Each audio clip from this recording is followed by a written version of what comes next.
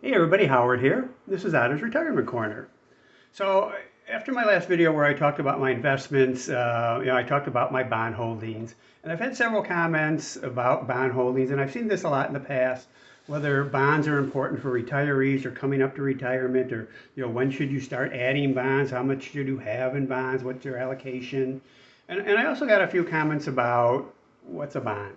Can you explain what a bond is? And I'm going to do this in two parts. So I'm going to talk today just about really what a bond is. And this is going to be remedial for some of you, I'm sure. If so, tune out. I get it, that's okay. But I just want to cover this to make sure everybody knows what we're talking about. And then when I do the second video, because this would be too long to do all together, when I do the second video and I talk about actual portfolios and bonds in those portfolios, I don't want there to be any questions about what I'm talking about with a bond, and some of the language I use might not have been covered otherwise. So I just want to talk about it today. And in the comments, give me your questions. Did I explain this enough? Do you understand it? Do you have more questions about bonds? Because while everybody, will talk about bonds, my experience is most people don't really know what a bond is, other than it's safer than stocks and you're investing in a company. That's kind of the general consensus. So when we say bonds, we're generally talking about a loan. So somebody is asking to borrow money and somebody is buying that bond and in essence loaning that entity money. And the three most common, or the only three kind of bonds we typically talk about are corporate bonds, government bonds or treasury bonds, which are the federal government, and then municipal bonds, which could be city, state, or local departments within those entities. And I'm not going to get too deep into municipal bonds. They have some tax advantages, but I'm going to talk more in general about corporate bonds and treasury bonds. So first off, there's some terms we need to get over. You'll hear bonds referred to sometimes as notes or bills or bonds. And generally, they're just different terminologies for how long those bonds or indebtednesses last. And typically with the Treasury, when they sell debt, it's anywhere from 4 weeks, which they're going to call a bill, which may be up to a year or two. And then from 2 years to 10 years, they typically call it a note. And then 10 years to 30 years, they call it a bond. Corporations typically call most of these as bonds. Some, and I'm going to show you an example, sometimes use the terminology notes. They're, for all intents and purposes, interchangeable, except they may, in some circumstances, indicate a shorter maturity date. So let's not get too caught up on that. Just know in general that when you're buying a bond and you hold a bond, that you're loaning somebody money, in return for which they're going to either give you interest or more money back at the end. And there's something called a zero coupon bond. I'm not going to go into that in depth, but pretty much you're buying it for a discounted price, and then they give you the whole price at maturity. You don't get interest payments. And there's variations on things, but I don't want to get too deep in the weeds. So let's just talk about bonds, and we're going to start with corporate bonds. And I'm going to talk about two types of purchases you might make, and one will be when you actually buy the bond either directly from the company, which is kind of rare, but in the secondary market, which is most common, or when you buy a bond fund. And there's two extremely different there's two differences when we talk about these. First, I'm going to talk about a corporate bond, and I put up an example of one, and this is Eli Lilly, a drug manufacturer, a pharmaceutical company, and there's ratings for all these bonds, and that's sort of what keys the pricing. Is you got Moody's, you got Fitch, you got S&P. They're going to put out their ratings based upon their review of the company's financial strength. And those ratings drive how much you're going to get in interest from those bonds. The higher graded companies are going to pay lower interest because there's more demand.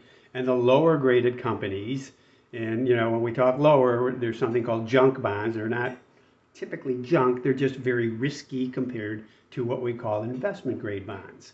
And you'll see even, from AAA to double A to single A to triple B, you'll see differences in the amount of interest the companies have to pay. So even across industries and companies, everybody rated double A, in essence, would pay about the same interest regardless of what industries they're in. And then everybody at a single B will pay roughly the same interest rate. So those ratings kind of drive the interest that you're probably going to see. So Eli Lilly and those, they're calling them notes, but they were actually issued in 1996 and mature in 2036. So this is a 40-year bond, which is extremely unusual.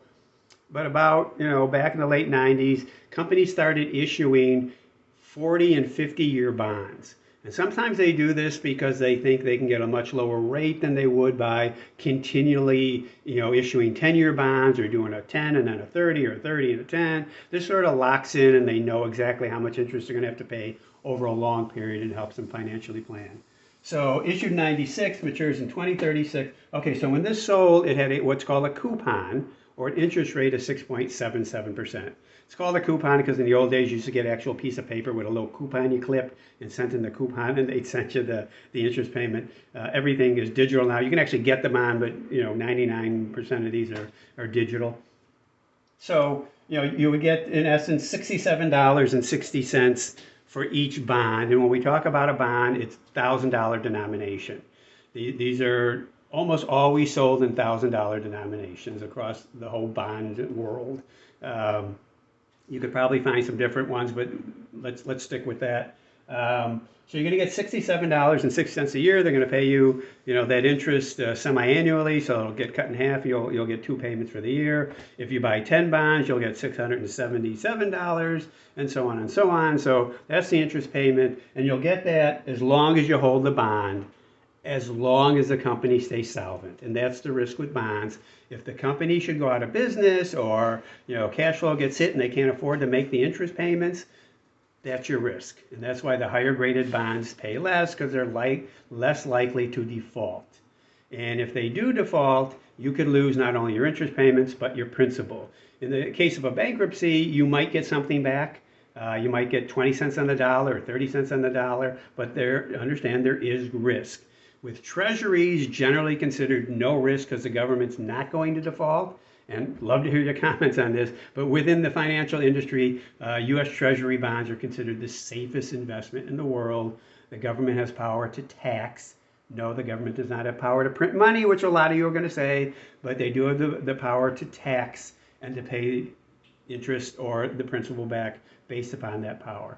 So this bond is currently selling at what's called 115.19. It's a percentage. So what that actually means is it's selling for $1,151.90. Instead of $1,000, once it goes into secondary market, there's supply and demand, and as interest rates generally rise and fall, this price will rise and fall, so that this interest rate no longer represents 6.77%, but because interest rates have come down since they issued this in 96, now it's 5.88%. So, that's a pretty good return for a strong company like this. But here's the other thing you have to understand: you're paying you're paying a premium of $151.90 for each bond.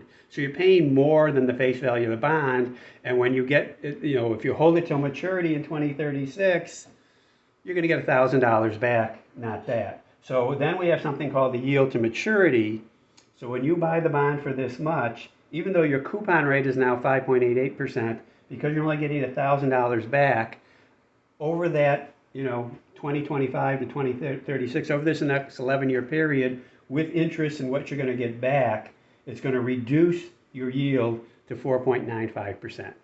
So even though you're looking at 5.88% right now, if you hold it to maturity, it's 4.95, and the closer it gets to maturity, the more that's going to fall, because the more this is going to fall. All right, so again, just a very basic tutorial. If you hold that bond and you sell it in 5 years, this price could be anywhere depending upon what interest rates do. This may go up to $1,200, it could go down to $1,100, anywhere in between. But if you hold to the maturity, you're going to get your $1,000 back, and for sure you're going to get 4.95% on that bond. So we'll talk about bonds a little bit more in my next video as we talk about it in a portfolio and why you may or may not want bonds. So give me your comments, give me your questions. Let me know if there's anything else you want me to cover in bonds. I know, in 10 minutes I can only cover just a very little bit. When you get to college courses, it takes, several class sessions to really go over bonds and get into some of the math involved. No math here. Okay, so thanks for watching. Please subscribe if you like this content, and we'll talk to you next time. Bye.